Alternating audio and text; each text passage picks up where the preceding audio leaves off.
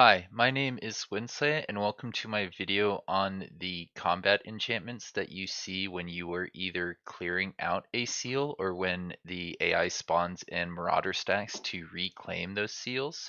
If we go to the game here, you can see that they just spawned in this stack of random units from a couple different places in the game. We have a Berserker, which is a Barbarian unit. We have this Skeleton here, which is a Shadow Affinity unit. And then we have this Zealot, which is a Order Affinity unit. The Gremlin Ambusher's combat enchantment is something that's in the game files as a fiend type enchantment. There was, I think, six or so different categories, and this one is kind of like the chaos one or one of the chaos ones. Now, we're not going to win this fight. We'll let the AI just kill off this unit and show off that you get to see similar things when you go in to clear out seals. Like this one right here doesn't say anything about the combat enchantment until you try to attack it, and then you'll see that this one has Disruption Pulse.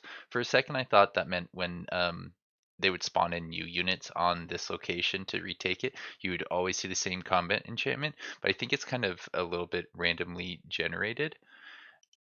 When I was researching this video, I did reach out to a friend of the channel, Badak. He is quite familiar with the modding tools and helped me look up the details surrounding the combat enchantments. If we look at this page in the resource editor, it's Seals, Victory, Strategic, Empires, and Ashes. It shows us that we have some things for elementals, some things for fiends, some things for constructs, some things for order and faithful, some things for undead, and some things for astral. Astral only had one thing in this list, the cosmic bolts. Undead has one thing, open graves, whereas order and faithful has martyrdom and condemning surge, and constructs has two, fiends has two, and elemental bane has one. But I found that when I was actually testing these details, that I found that there were more combat enchantments that you could interact with on seals than were in this list, and I think that has to do with some of them existing in the game beforehand, which is interesting because I believe Gremlin ambushers did exist in the game beforehand, and there was a nature one that isn't in this list but also appears on seals. Now, with that context out of the way, we can take a closer look at my tier list. We'll start with the easy ones and move on to the challenging ones and finish with the very hard combat enchantments. So the first one we have here is Condemning Surge. This one says every 2 turns enemy units sustain 5 spirit damage, and they have a 90% chance of being condemned, which is okay because that can make it easier to apply status effects. But in the grand scheme of things, this one is definitely one of the weaker combat enchantments that you can see when attacking a seal. The spirit damage is pretty low when you compare it to the other things that just deal damage, like I believe this one does, yeah, 5 fire and 5 physical to a unit and the units around that unit. It starts on the first turn, so that's pretty good value for damage. This happens every 2 turns. That one happens uh, each turn.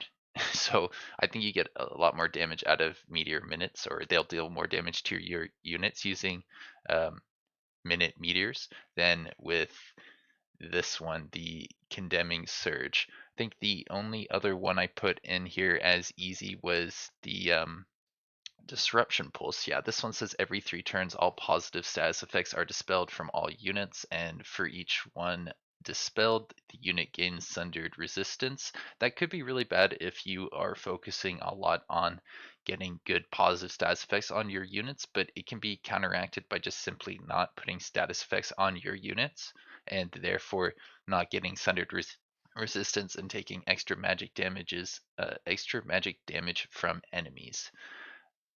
It is important to keep in mind that the enemies you will be facing will be a little bit more specialized towards these combat enchantments. I believe when you're fighting somebody who does Condemning Surge, they're going to have more units that interact with order mechanics.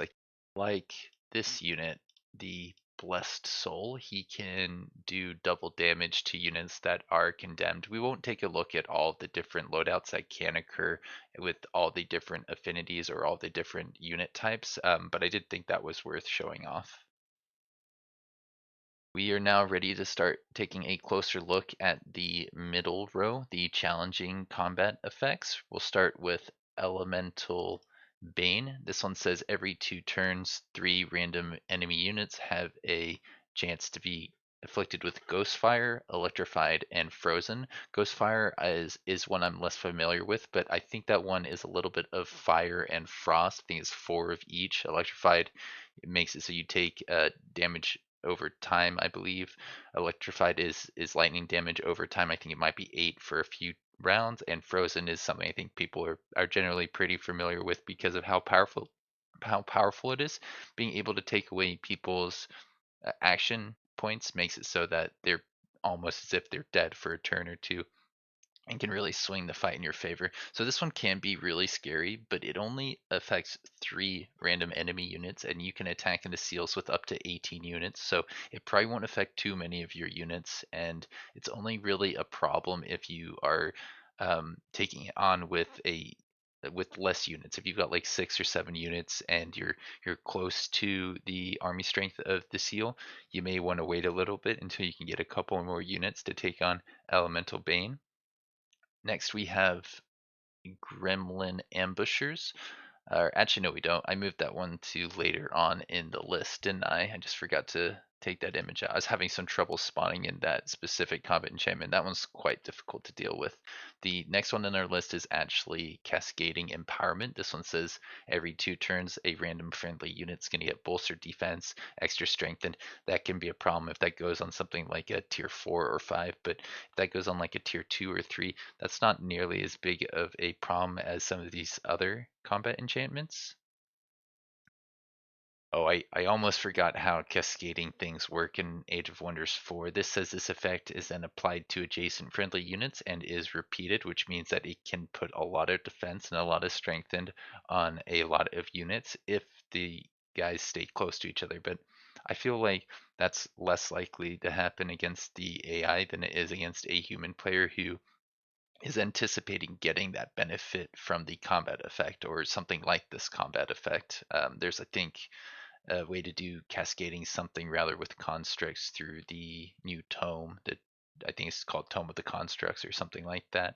But we can move on to our next one, which is Minute Meteors. This is going to hit 3 of your units at the beginning of the combat because they start off adjacent to each other, and it doesn't even wait a turn for you to be able to move your guys out of AoE range so that they don't all get hit by the same attack, or so that 3 units don't get hit by the same attack. But it does happen every turn, which I feel like could chip off enough damage to be kind of annoying if you don't bring in enough units. But if you've got some tier 3s, 4s, some higher level heroes, I don't feel like this is actually going to do enough damage to be meaningful enough to elevate it to very hard. It could be challenging. You probably don't want to take it on with just 6 units, but it is possible depending on the units that you bring to the fight. Open Graves, I believe this one is, yeah, this is about halfway through the challenging ones. This one says that a decaying zombie is summoned next to the owner's units every 2 turns. That could be a problem. If you don't take out the enemy fast enough, then you're going to be dealing with a few decaying zombies, but you should be able to kill that decaying zombie before the next one spawns in. The problem with this is that you will be using your actions on those zombies when you want to be trying to kill off the units that started on that location. Those are the ones that are really important. That's how you end the fight. It only is 1 every 2 turns, so I don't feel like it is that bad, but I can see it kind of becoming something quite tricky. There's a reason this isn't in the like very easy row. Cosmic Bolts is pretty similar to uh, this one, the Minute Meters. It deals a bit of damage. This one says every 2 turns, 2 random units of the enemy will suffer this much damage. That's 9 elemental damage.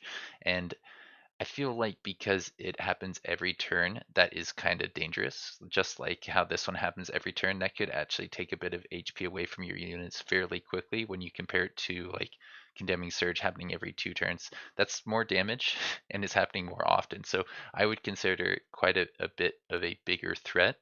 Cosmic Bolts is a bigger threat than Condemning Surge, and maybe on the same level as Minute Meters, depending on what your resistances are and how closely grouped people are in your own armies that are trying to clear out the seal or defend the seal. And now we have Forest of Vines. Yeah, this is one that wasn't in the list, but it is from a nature tome. This will spawn in a living vine next to an enemy every turn during the battle. This is kind of like the decaying zombies, but I believe decaying zombies are a bigger threat. That's why they don't happen every turn. They happen every 2 turns. And that's pretty much all there is to Fortress of the Vines. I think next in our list is Cycle of Seasons. It starts off with winter and then goes through a couple different combat effects. After it does the frost damage, it will apply strengthened to friendly units, and then it'll give them a little bit of a heal and weaken enemies, which could potentially be interesting. It could be a problem. If you are weakened, then you're more likely to lose units, and it usually takes a turn to get into position to start fighting. After they've started fighting, it might be helpful to for the enemy to get healed, but I typically tend to focus enemies down so that they don't have the ability to heal temporary HP too often. And I feel like this is something that you can plan around. If you know how cycle of a seasons works, you can figure out what's going to come up next and how you can best play around those effects.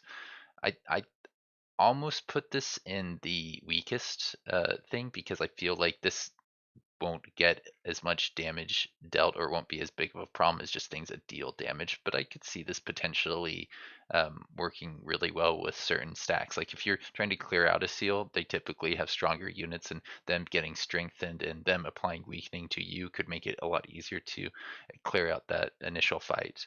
And I think, yeah, we have one more thing in the like what would be considered the challenging row of my tier list. The Fog of Insanity makes it so that the owner's enemies have a 20% chance of becoming insane every turn, which I feel like is enough that you could elevate this to the hardest difficulty. But if that 20% doesn't trigger, this is nothing.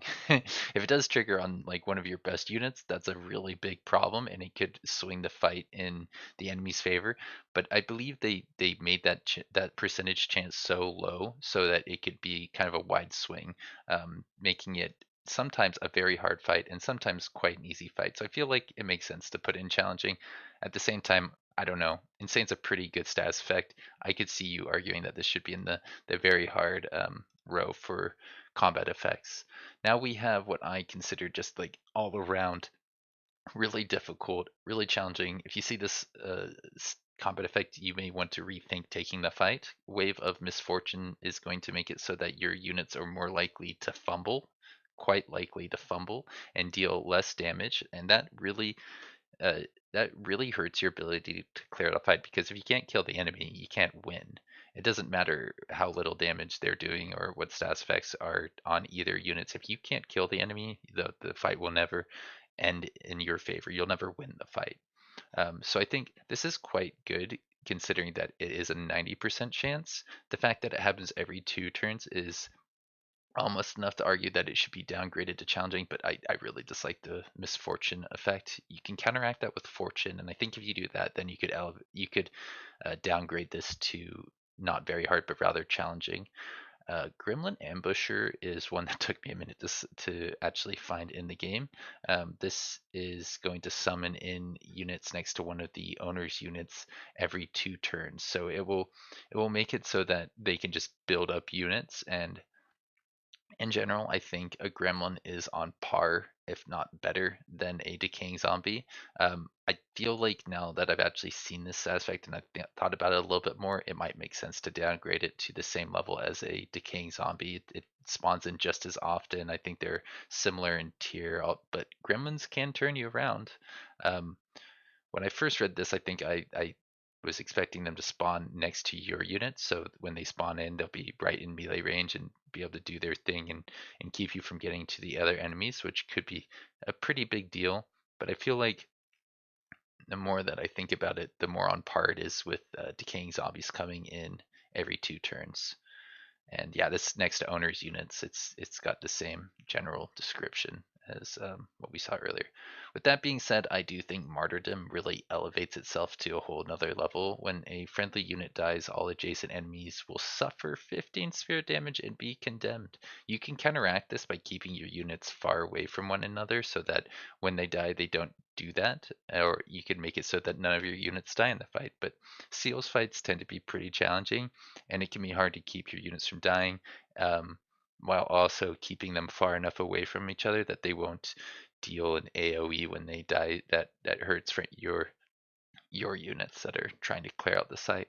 But yeah, that's pretty much everything here. If you've got any thoughts that you want to share, if you feel like I got anything wrong, please feel free to let me know in the comment section down below.